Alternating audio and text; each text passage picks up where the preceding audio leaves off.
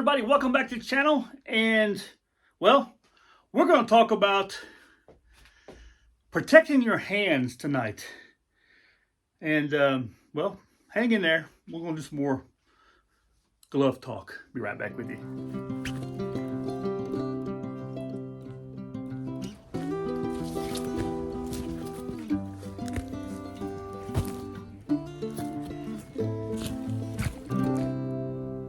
Again, welcome back, everybody. And well, we're going to talk about gloves.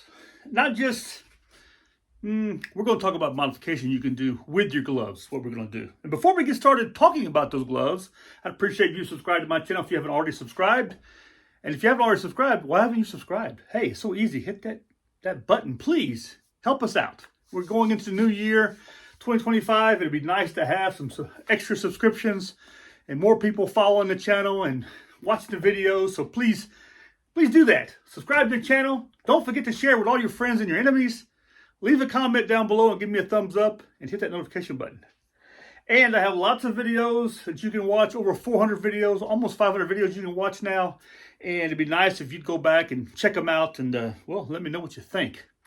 Anyway, so let's get started with this video here. And we all wear gloves, whether we're at work during the day or we're in the garden or we're in the field, we're hunting, we're shooting, soldiers, civilian, bushcraft or whatever. And when it comes to the wintertime, quite often, we like to wear some good winter gloves, okay? Well, the problem with wearing winter gloves is that they are big and bulky. It's hard to use around camp.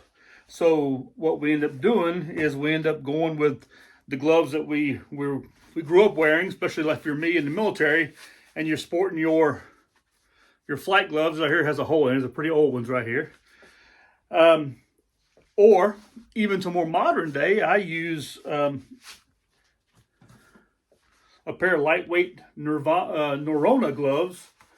And these right here are some of the best gloves I've ever worn. They have a really nice palm on them, very lightweight. I can really feel, and if you're shooting or manipulating or whatever you're doing, it's good to have something you can really feel what you're doing with. The only problem with that is that it gets cold. And when it gets really cold, well, this is not much of a glove. But you want to use that glove because you need to be able to manipulate what you're doing. You need to be able to work with it. And some of those of us who served in the military, we have, well, something we did to sort of fix that. Because the Army gave you some wool gloves and a leather outer part to it, and which sucked when it came to working with, you know. And so what did we do? Well, we took a pair of wool gloves and we cut the fingers of them off, and what we have left here, we wear them over our work glove, our daily gloves, okay? This allows you to have a warm hand, except for the tips, you know. They're going to probably get cold. But what you can do is you can still manipulate, work around the fire. You can chop wood. You can do whatever you're doing. If you're hunting, whatever, you still have that touch. Okay, so that does it. Very simple and easy thing to do. Just get you an old pair of wool gloves that you like a lot. Cut the tips of them off, and then slip them right over your work gloves, your daily gloves, your action man gloves. So therefore you have it. If not, you know, you're going to be cold, or you're going to have to constantly take your gloves off to do things, you know.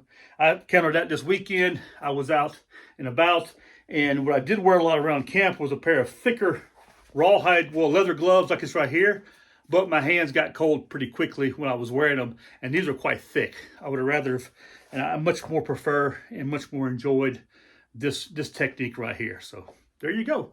Very simple thing to do. It's going to cost you a pair of wool gloves, but you can get them pretty cheap. And then you can go and buy you another pair. So you have a pair of extra wool gloves to wear. Because I do like wearing wool gloves if I'm hiking and stuff like that. I like to throw a pair of wool gloves also if it's quite cold out. So I always carry, I think I counted 5 pairs of gloves I had with me this weekend. And I hadn't planned on having 5 pairs. It's just that I had them had them in pockets, just kind of like that in my rucksack. And I just carry extra ones in my clothing bag that I carry with me. And these do a really good job. It's just the problem is that you don't have that precision. They're slippery, this right here is, and you need a bit more precision. And if you stick these inside of another pair of gloves, you know, they become too bulky. That's even if you can get your hand in them, you know. They're too bulky. They cut off a lot of circulation to your hand. and when they cut the circulation off because they're quite tight, then your hands start getting cold, starting with your fingers, or they're just too bulky to use or anything like that. So my suggestion, my suggestion to you, it would be to just fix up a pair like this right here. So there you go. I hope you enjoyed this video. I hope you got something from it. If you didn't get anything from it, hey, let me know. If you got something from it, let me know. Give me a thumbs up.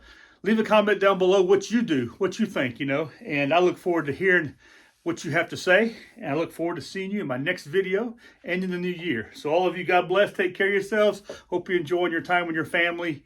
And from my place in Switzerland to your home, I look forward to seeing you again soon. Take care of yourselves. I'll see you in the next video. Goodbye. Oh, and if you, you wonder what to do with the tips of your wool gloves once you finish cutting them off, put them on your beer bottle tops. keep the top warm. Anyway.